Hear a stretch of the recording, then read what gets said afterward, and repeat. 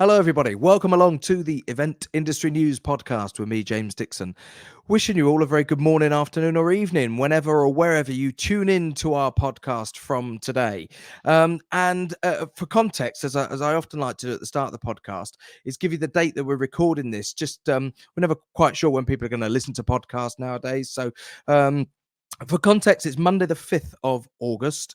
We're still very much in summer festival season here in the UK, and no more so than where I'm based in the beautiful part of England, in Yorkshire. I'm based in South Yorkshire, and for our sort of international listeners and followers to the podcast, it's a beautiful part of the country. It's 3-4 hours north of London, and as I said, we're peak festival season at the moment, and I'm delighted that today we've got a chance to talk to somebody who's been involved with a festival that's virtually on my doorstep, and a gentleman who has been involved with that festival pretty much since its inception, and going to get a bit of history and find out a bit about it today on the podcast. It's somebody that we last talked to 11 years ago for Event Industry News, as Facebook decided to tell me just last week in a serendipitous sort of turn of events, when a photo of me with a little bit more hair than I've got now popped up, with a very red face, as we watched the build of this festival in its previous location 11 years ago. So enough of the preamble. Let's welcome today's guest. I'm delighted to say that joining the Event Industry News podcast is Timm Cleasby. Timm is the operations director for Tramlines Festival. Timm, welcome along. Good morning to you. Morning, James. How you doing? Very well. Yes, got coffee, got water, got a good guest. Nice. You're going to be talking festivals. So, I mean, I kind of assumed you've been involved from its inception, given that, I met you very briefly, as I said, 11 years ago. Is that factually correct for a start? Have you been involved since the beginning? Yeah, it is factually correct. I was involved in the first year in 2009, when James O'Hara and Dave Healy and the rest of the team sort of started to imagine what this could look like. And they drafted me in very early. I was involved because Matt Helders was one of the original sort of, I don't know, patrons, I guess you'd say, of the first one. And I was tour manager for the Arctic Monkeys back then. And Matt sort of said, look, I've been asked to do this festival and I'm not doing it unless you are. So I was kind of dragged in, just to sort of oversee things from his perspective, and also, from James O'Hara's perspective, like they wanted somebody who'd had some experience. So yeah, I got drafted in very early, and I've seen it grow and grow. And again, for context, Tramlines is for those of you who are not aware of it, it is a festival based in Sheffield, the great city of Sheffield, the Steel City, home of many great music artists over the years. So a rich musical history there in Sheffield, Timm, in terms of the artists that have come out of it, but not even not notwithstanding the artists that everybody knows. There's such a vibrant, and has always been a vibrant, music scene in Sheffield. Yeah. And Tramlines was, I guess, born out of that, and started very much in smaller local venues. It wasn't the behemoth that we know it to be now, in the traditional sense of what people think a music festival is. That's right. Yeah, it was very much a city centre event. We had, I think, 3 outdoor stages in the first year: Peace Gardens, Barker's Pool, and Devonshire Green. And then that kind of grew, and we ended up using bits of Fargate, and we at all the venues in the town were involved. And it was a really wonderful thing to sort of see evolve. And as it did evolve, it became quite apparent that it was growing too much to stay in the city centre, and it was becoming increasingly difficult to manage that sort of city centre event with the amount of people that were coming in. So we had to sort of take a decision of right, where do we go next? How do we grow this and keep it linked to the town, to the city centre? Absolutely. And I, as somebody who went there, as an audience member, I went to Tramlines, going back, a decade or so ago, when it was very much in those city centre venues, and the atmosphere was fantastic. Everywhere was busy, and undoubtedly there was a massive economic benefit to the city centre. event in those venues. But it was obvious, to me, and I suppose with the good fortune of having a pair of eyes that, is involved as a freelancer working in events, you could see, and it was quite apparent sort of 10 years ago, that it was becoming maybe not unmanageable, but from a cost point of view, certainly could just snowball just in terms of trying to manage something that was taking place in the heart of an urban environment in a city centre. Yeah, I mean, there were a lot of things it was becoming increasingly difficult to manage. There was just the sheer number of people, like we were running out of space everywhere. All the venues were pretty full. The outdoor venues were pretty full. There were a couple of shows where, it was quite nerve-wracking because of the amount of people that wanted to see it. Public Enemy, I think, was one of the lasting memories of mine, where I kind of stood and watched that thousands and thousands of people heading towards us down Division Street and Yeah. looking at a fairly full Devonshire Green and going, "Oh my God, where am I going to put all these people?" Yeah. Yeah, absolutely. And and it's those moments where you sort of go, right, I think we probably need to look at, how do we make this bigger, keeping it within the Sheffield ethos kind of thing.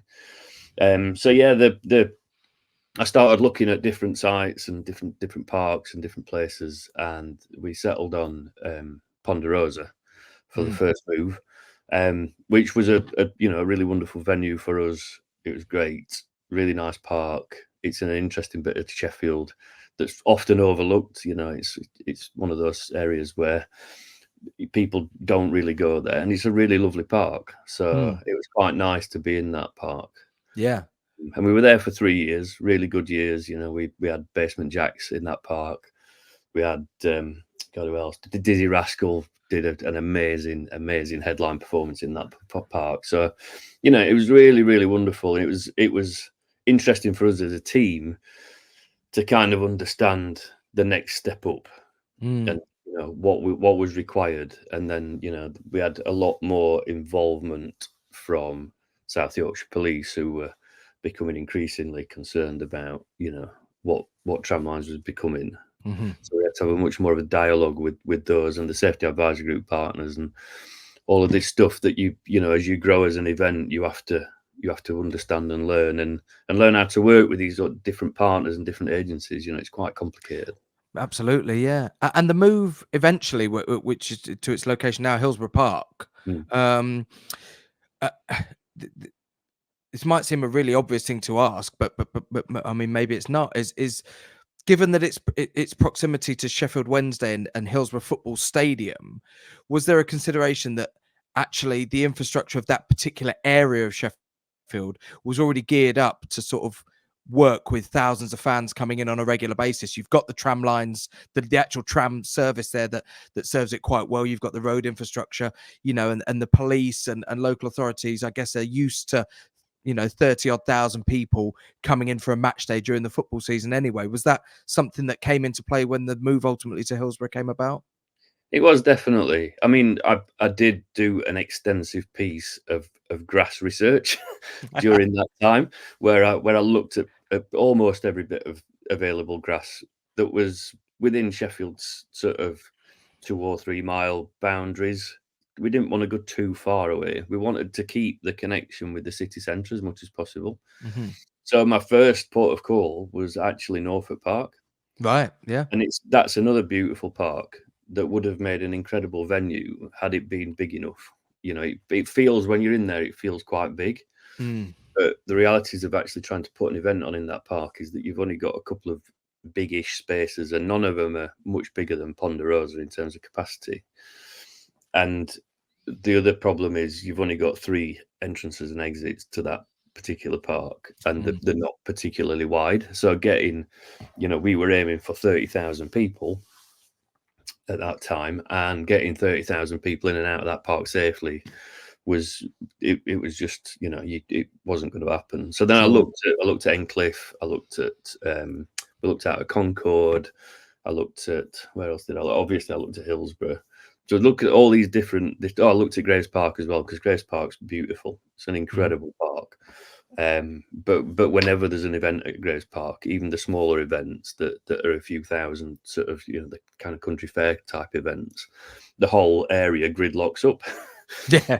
There's just no, and the public transport network's not brilliant in Woodseats and going up to Grace Park. So, and that was definitely a consideration for Hillsborough. You know, you've got an amazing tram track right next to you that can shift quite a few thousand people, particularly through the day as people are arriving. We shift a lot of people to Hillsborough. And it's also got great bus routes. And as you say, Sheffield Wednesday is right next door. So it is kind of geared up and used to hosting that kind of scale of event. So it was kind of like a bit of a no-brainer. Once I'd ruled out the other ones that were pretty close, it was like, well, that's the sort of next logical one. And then speaking to Sheffield City Council was sort of, you know, that was their sort of, look, we think this is the best spot for you. And obviously, like I've developed a relationship over 16 years now with Sheffield City Council that's allowed us to have, you know, frank conversations about things like this, and they've been really good partners in helping us grow the event, and they're really supportive and really keen that the event stays connected to the city, because I think it's quite important, you know, for the benefits that it brings to Sheffield. And it's not just about finance, you know, there's a lot more that Tramlines does for Sheffield than just money. You know, when I first started with Tramlines, I used to say to my friends in the industry, they'd be like, "Oh, what are you working on?" I'd say, "I've stopped touring and I'm doing this festival in Sheffield called Tramlines," and they'd be like, "What? Never heard of it." And now, you know, if I bump into any of them or speak to any of them, they ask how Tramlines is going, because it's become this internationally known event. You know, it's not like your Glastonbury or your Reading and Leeds that's been going for 30, 40 years, whatever. But it is now starting to gain a reputation of being a well-run, internationally renowned festival that can attract good headliners. You know, this year we had Paolo Nutini, we had Jamie T, we had Snow Patrol, we had Human League, Sophie Ellis-Bextor, Tom Grennan. You know, we had a huge lineup that's not just music as well. You know, it's comedy and it's kids stuff, and there's plenty for your entertainment. So yeah, and I'm pleased if I could just say, Tim, I'm pleased about, you know, the local businesses and the community in and around there, because I should mention really that we're going to be talking to a gentleman called Richard Williams as well, who's a councillor for Sheffield City Council, about the sort of the economic, the commercial impact, the community aspect, how local businesses benefit from that. And we're not quite sure how this is going to manifest itself, as whether it's going to be one single podcast, or maybe we do, you know, part one and a part two on Tramlines. I suspect probably two parts, because of the how much, you know, sort of ground we've got to cover. But let's just point out to people, if you're listening to this today or watching this today, by the time this drops, likely there will be a part two as well with Richard Williams. So just a little sort of, you know, mention of that in respect to some of the stuff you've just mentioned there, Tim. Yeah, I mean, it's important to us as a festival that we've kept our links with the city. So there's the Fringe at Tramlines, which is still the sort of it's an essence of what Tramlines was. So it's still free. It still involves a lot of the venues. It still involves the city centre. There's still a great host of entertainment. You know, there's still a stage on Devonshire Green. But with us at Hillsborough, it's equally important that we are doing what we can to support businesses within Hillsborough. And, you know, we've got lots of initiatives that are kind of putting support out there for the businesses of Hillsborough, and encouraging them to sort of think a little bit out of the box about how they can interact with the festival as well. And it's you. I scribbled down this morning when I was having my coffee before today's recording. You know, just I put the word unique / location, in the sense that Tramlines, for the size of festival that it is, and for a festival that when you look at the photos, oh, it's in a greenfield location, it's a beautiful park and trees and everything. It's important to just, you know, reinforce the fact it's very much in an urban area. So as soon as you step out the park, you've got all of these great sort of local independent businesses, bars, pubs, restaurants, food and beverage opportunity, but you know, retail, you know, other local businesses that can benefit, which is in some respects very unique for a festival of this size. You know, other festivals of this sort of size would take place in areas that, as soon as you step off the site, you're probably in the middle of nowhere. And it's important to sort of stress that, and that's why I guess you can have this this approach to really sort of support the community and the businesses that are around there. And there are a lot of independent businesses in that part of Sheffield. There's some brilliant businesses in Hillsborough. It's a great place to be. We go, obviously we're there quite a lot throughout the year. We go and have visits to the park, and we're having a look at where we're going to do things. But while we're there, we go to the shops, we buy stuff, we get lunch there, we have coffees. It's a really lovely bit of Sheffield that's lived in a shadow for quite a long time. The stuff that happened at Hillsborough years ago has been a bit of a shadow over that area. And some of the comments that I get from residents is that, it's nice that Hillsborough's known for something other than just football and what happened, all those years ago. Yeah. And that's it's really important that we're connected to the community. For us as a team, we want to be part of that community. We feel like Hillsborough's our home, and therefore we feel a responsibility to the community where, I think there's certainly other events that I work on that don't have that connection. And, they're just in a place and they just happen and then they disappear. Whereas for us, it's a bit more important than that. We've got a brilliant, this is one of my favorite things that we do. We do a tea towel every year. That's in conjunction with Hillsborough Primary School. And the kids do their interpretations of some of our artists. And it's a wonderful bit of memory. Like, I've got a tea towel from every year since we started doing it. Yeah. And it's a lovely bit of memory for me of like each year of Tramlines. But then all the proceeds of the sale, all the profits go back to Hillsborough Primary School. See, that's brilliant. And apologies to our sort of international listeners to the podcast, but a tea towel with with print on there that's been done by primary school children is something that is so British. There's not a person of sort of, I'm in my early 40s, of my sort of age, or hopefully younger as well, who don't have a tea towel from their primary school at some point where all the kids did a drawing either of themselves or of something. It's so British, isn't it? It really is. It really is. And it's really lovely that these kids, can have that memory from their school as well. And, there's loads of other ways that we link with the community, but that one for me is just a really, like, it speaks a lot like that sort of history, of being at school and having your own tea towel with your classmates on or whatever, or birds or whatever you've drawn that year. And then to have one that's a festival with some international artists is pretty incredible, I think. I like to think that Paolo Nutini is on tour at the moment, and in his dressing room next to the tea and coffee station is the Tramlines tea towel ready. Amazing. And then what's really lovely about that is that the money that they get from this goes to really nice things for their school.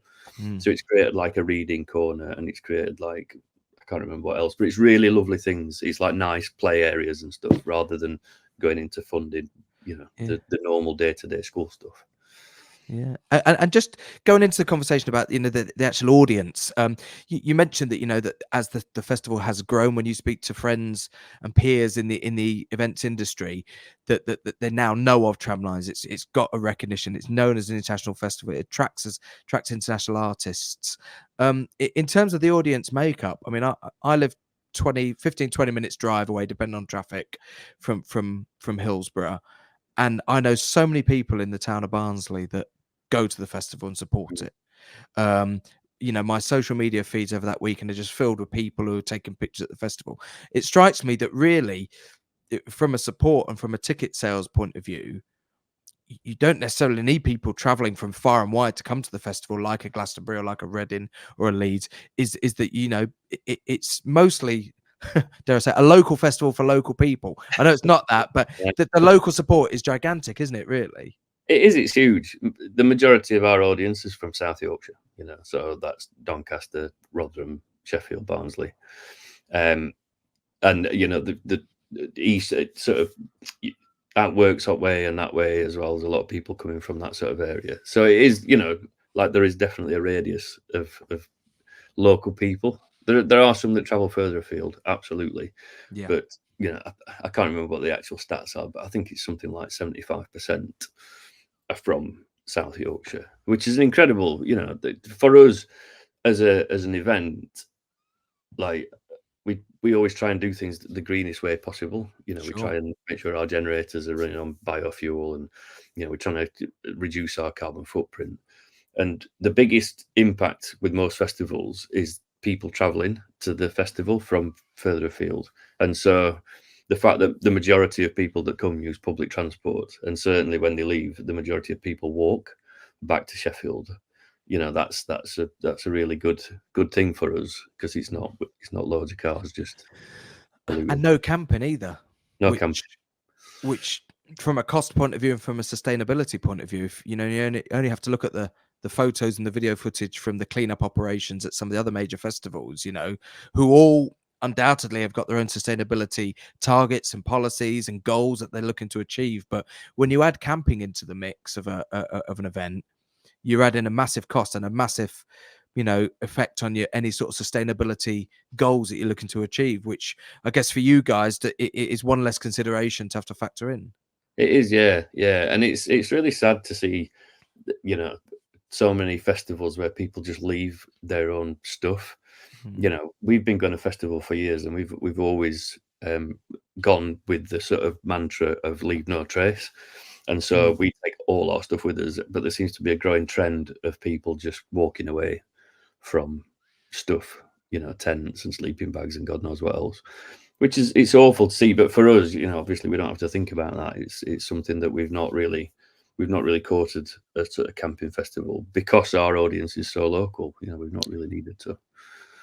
Yeah, absolutely. On the it's important today that whilst we're on an industry podcast, that we talk a little bit of shop in terms of production and actually some of the planning that goes into staging the event, and maybe how it sort of developed as well. When you move to a location like Hillsborough Park, and I know it evolved out of the city centre via another location for a couple of years and then into Hillsborough, so it wasn't necessarily a leap from a medium-sized stage to a gigantic type thing. But as that has evolved, you know, okay, the festival might have grown, but that doesn't necessarily mean, I guess, that suddenly the production budgets have grown, in the same percentage. Because your audience is bigger doesn't necessarily mean that your production budget gets bigger to Mm, that extent, if that makes sense. So, yeah, yeah. how difficult was the sort of juggling act when in the first year at Hillsborough of putting up a production of the scale that people would expect, but also in terms of the actual budgets that you've got to work with, in making sure that you weren't breaking the bank and doing something that could potentially jeopardize the longevity of the festival? Yeah, I mean, we've always sort of cut our cloth accordingly, pretty much. We've been, I wouldn't say we've been profitable very often. Certainly not until we moved to Hillsborough. It was quite a struggle, but then moving to Hillsborough was a real game changer for us, because we could attract bigger artists, which means bigger ticket sales and more money in the pot for production.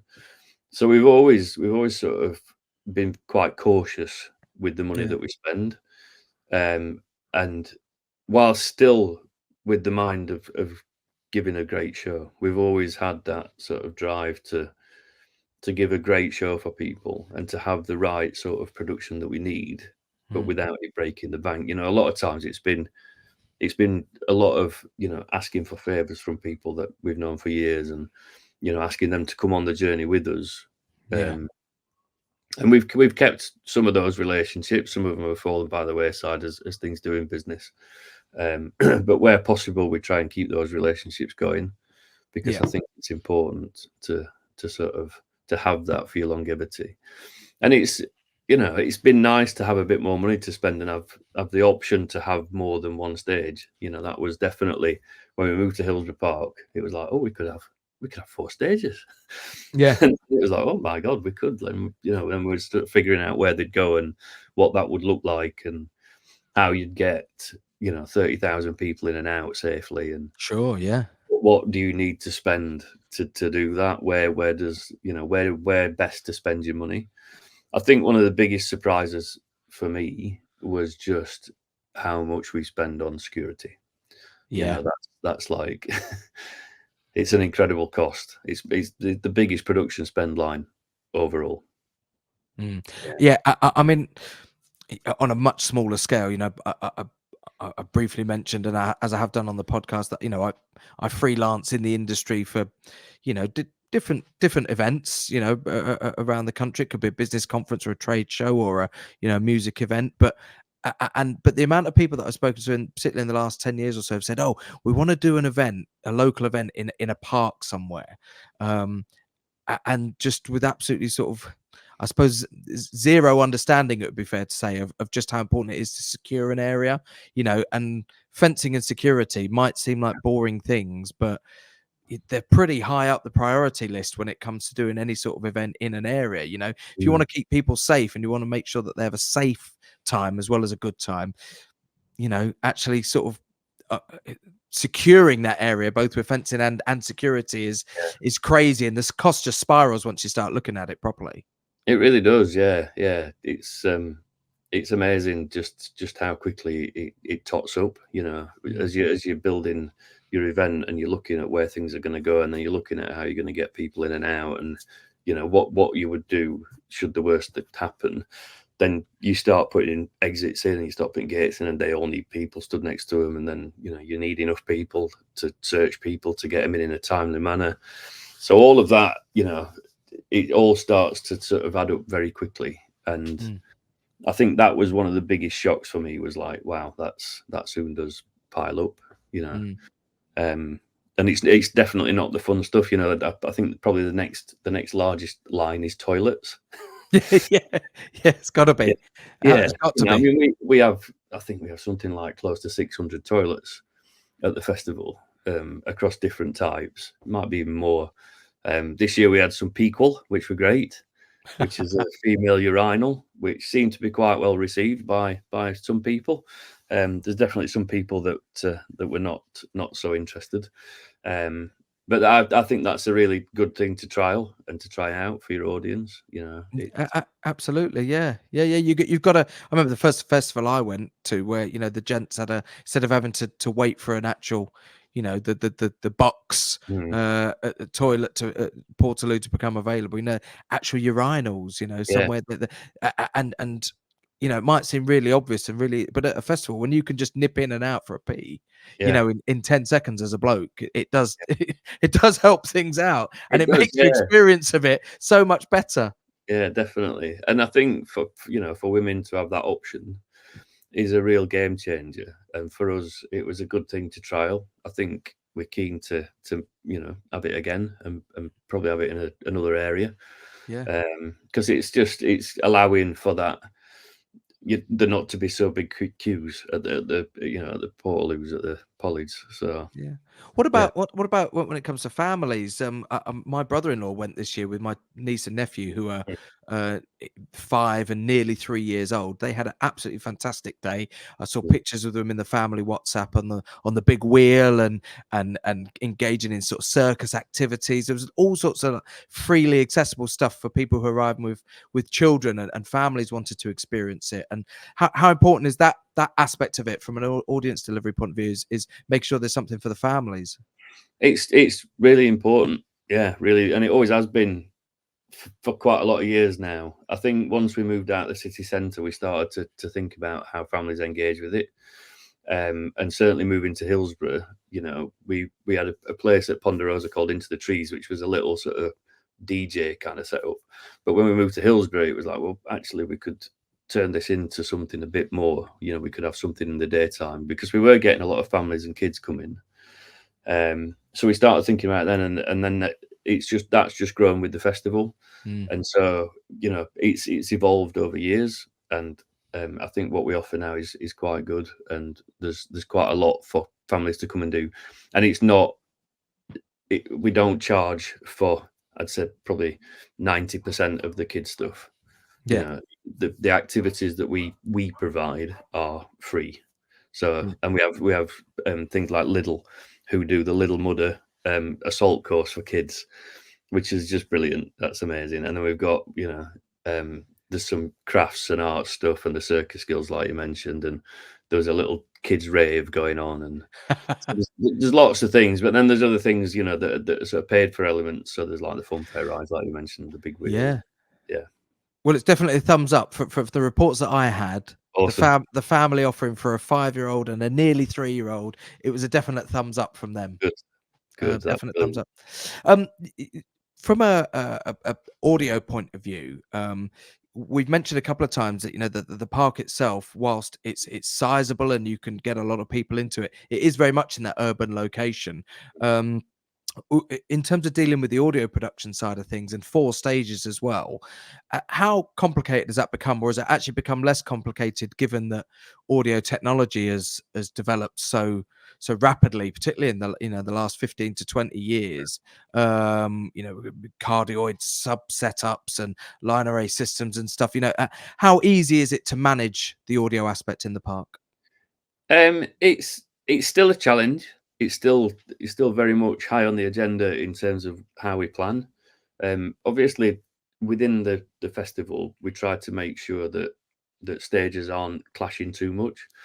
So we have two that really sort of clash, which is the main stage and the Leadenhall stage, because they're in the same field. Mhm. So there's sometimes some overlap from that, but generally the systems that we have now, we have quite high end systems that are very steerable, and you can say where you want the drop off to be, Sure. in terms of throw, and you can kind of steer them left and right. So we're keeping them away from the houses that are close by. And the cardioid sub is a real game changer. Yeah. That just I think the first time we trialed that, I was absolutely gobsmacked at just how quiet it was behind a stage. You It's know, the mad, fact, isn't it? And for anybody who sort of might be listening to this who's, maybe not up there with it. I'm not saying that I'm an expert by any stretch, but with that pattern and it's the way that you would set up the sub, the bass speakers in your system. I've stood behind walls of them next to big stages before, and you can literally just have a conversation. mm, It's crazy how little spill you get, which makes the backstage production area so much easier to manage. Your comms become a little bit more manageable, or it has a real knock-on effect on all sorts of operational stuff backstage. yeah, definitely, and not just in the park either. There's a wider impact to this. So because you're managing the sound in an active way, we're making sure that the off-site spill is at its minimum. Mm. Now, there are residents that are definitely impacted with some of the sound, but it still does amaze me that I can walk down the side of the park, and it's you can hear it clearly. Obviously, it's not like it's invisible, but you can have a conversation as you're walking up there, and so that's really important, that kind of that community, thinking about your community, making sure your impact is the minimum you can make it, is very important. Mm. So we work very hard with our audio suppliers to make sure that they're keeping it within the park as much as possible. Yeah. Is there? I guess you can't necessarily be picking choosing when it comes to doing business, because ultimately money talks when you're bringing in suppliers and companies. But going back to the sort of sustainability aspect, is how many of the sort of the key suppliers, for staging, for light, for sound, for catering, are you able to source from a fairly sort of geographically local area? Um, the technical production's harder than a lot of other stuff, Sure. because there's not many within our sort of South Yorkshire boundaries Sure. that Yeah. can kind of deliver. So we try our best. We've always tried to have local companies where we can, um, and try and keep those relationships. Mm. Um, Certainly, like Shosek are our security supplier, and I think it's something like 70% of our staff are from Sheffield in Wow. Shosek. Yeah. Yeah. And then St John's Ambulance are our medic supplier, and all of those are from within South Yorkshire. Um, Amazing. Yeah. who And when you're else? going back to what you said about security being it, is one of the biggest costs there, Mm. from a sustainability view, if that's one of your biggest things, but the vast majority are coming from that area, then that's going to have a huge impact in its own right. Yeah, it's putting money back into the community, isn't it? In Of in course, whatever yeah. way you can, whether it's directly, giving money to charity, or whether it's putting money into local suppliers. So, Mhm. like all our catering, for instance, is done at Sheffield Wednesday. Oh, is So we it? don't, Yeah, we don't bring in an external caterer. Right. Sheffield Wednesday provide. Up until this year, we used to use Hillsborough Arena and Sheffield Wednesday. Yeah. But the way that Hillsborough Arena operate their day-to-day business made it quite difficult for us to do both things, and we didn't want to impact on their day-to-day business negatively. Of So course. we took the decision to move everything to Sheffield Wednesday. Which, of course, Um, for them, I guess, is not is actually a massively positive thing, given that it's outside of the football season. So it's presumably yeah, something there that they're geared up to pardon cater for, because it's not in the middle of the football season. yeah, and they're used to catering big events. You know, they do weddings there, they do conferences there. So we have that, and then all our dressing rooms are across at Sheffield Wednesday as well in the executive boxes, and that's quite a unique thing. You know, when bands Yeah. come, like, oh my god, this is amazing. Yeah. So there's that bit as well, and Not a then porter cabin in sight for the dressing rooms. not for the dressing rooms now, but our porta cabins are from a company called Banner Plant, who are based in Dronfield. So again, another local supplier that's been with us for a long time. Yeah, So yeah. Yeah, absolutely. And I mean, plans going forward, I dare say there's got to be a bit of consolidation. Running something like this should never be underestimated in terms of its scale. And just because you've done it for a few years doesn't mean it becomes any easier. But is there any more scalability within Hillsborough Park, or are there any plans, medium to long term, to make it any bigger? Or is, generally speaking, everybody happy with how it is at the moment? I mean, we're always looking on how we can improve it, and whether that's adding new items or making it a little bit bigger. We're always looking at those options. So I would never say never, but Mm. at the minute, I think plans are fairly well set. But even with that said, we start our planning months before the the festival we're about to do. So, Mm. like for this year, our planning started before last year's festival, and for Sure. next year, our planning has already started. It started like weeks ago when we started talking to headliners, because that's the Tour schedules, it must be the artists are planning, the next 2 years they've got plotted yeah. out in terms of recording and then touring an album, or whatever other projects that they might have going on. So I guess Mm. the planning just for artists it's got to take place years in advance. It does, yeah, and you kind of it's incredible that people think that you can just phone somebody up and go, "Oh, come and play. We'll give you a load of money," and they go, "Yeah, that's fine." It's just not that simple. I wish it was, because then you could just have a wish list that you'd go, "Yeah, I want them, them, and them," and you'd always have the perfect lineup that you want. And that never happens. We always have a list of like a wish list. So we'll all put names together, and we have this list that we sort of go on, and invariably we very rarely get the ones that we wished we could. But the lineups that we do get are always incredible. They're always brilliant artists, and it's always, I think, quite often we end up with some nice surprises where you go, "Oh, I wasn't expecting that. That's amazing."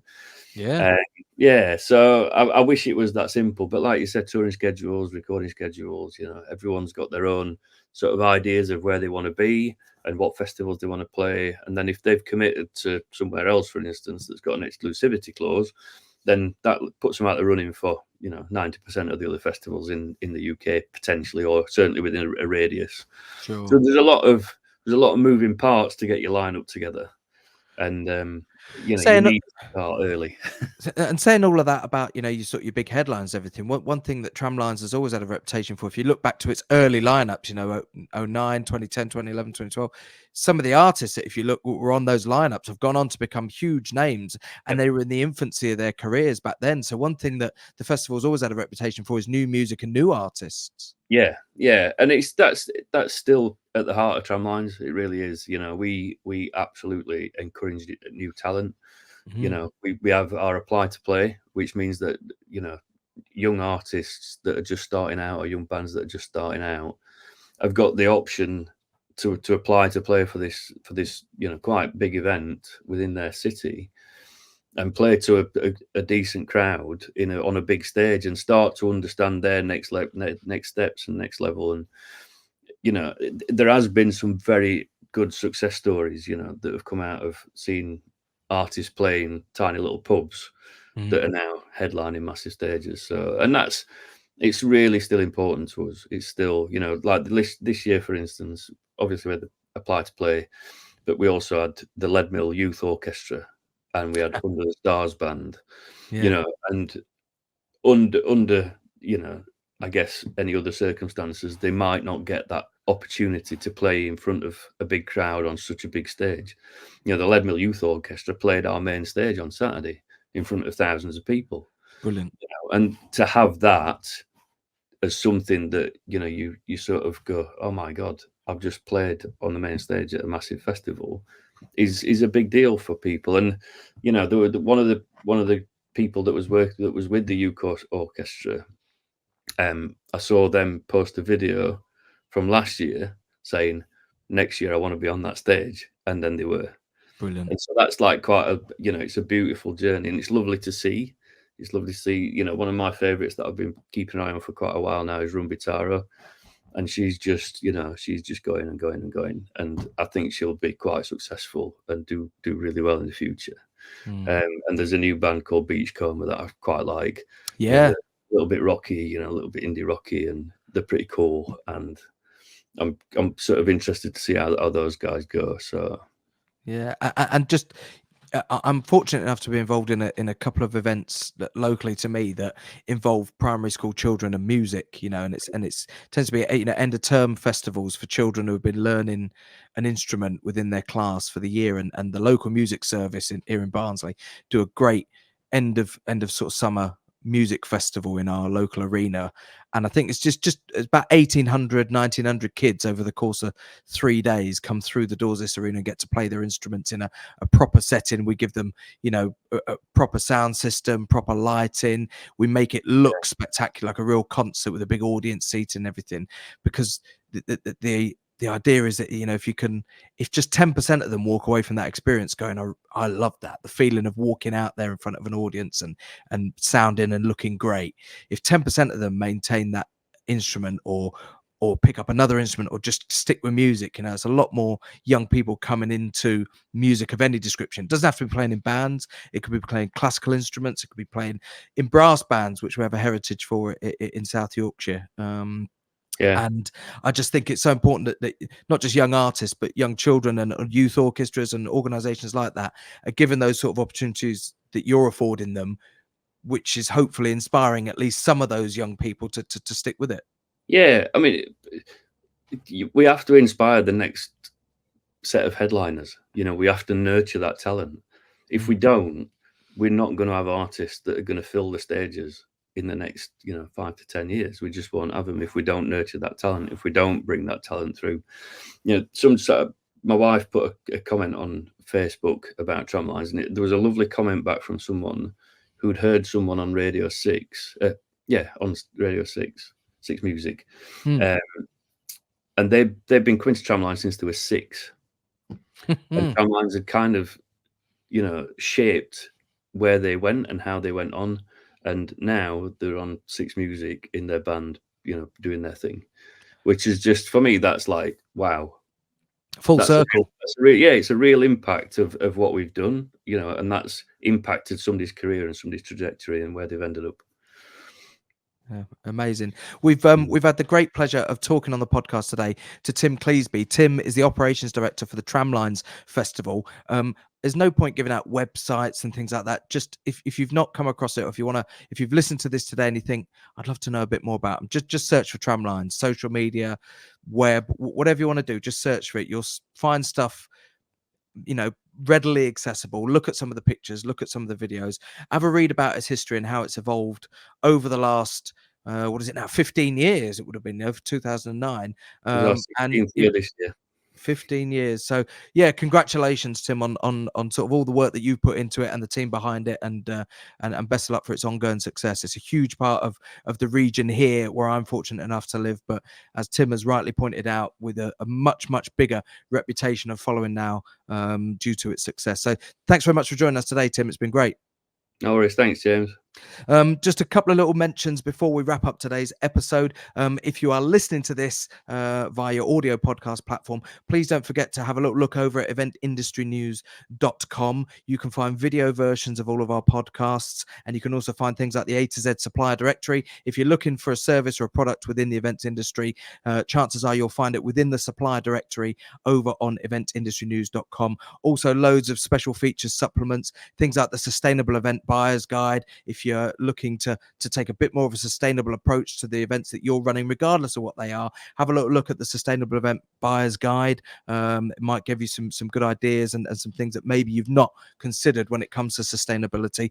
And also, if you've started your journey today on eventindustrynews.com and you've watched the video version of this podcast, please do go in the opposite direction and make sure that you subscribe to the audio podcast wherever you get your podcasts from, whether that's Spotify or Apple Podcasts or etc. etc. You'll find us, but make sure that you subscribe to it. Our thanks again to Timm Cleasby from Tramlines. As I said, we're going to be talking on the next episode to Richard Williams, Councillor Richard Williams from Sheffield City Council, about Tramlines in a part 2 of this sort of Tramlines special, if you call it that, and looking at some of the wider sort of economic impacts, some of this stuff that we've touched on today with Tim about the community impacts on local businesses, the independent businesses that are in and around the festival location, and also what it means to Sheffield City as a whole, and the benefits that it brings there. So do keep an eye out for part 2 of this Tramline special. But that brings us to the end of today's episode. Thanks again, Tim, and we'll see you everybody on the next edition. Cheers, everybody. Bye.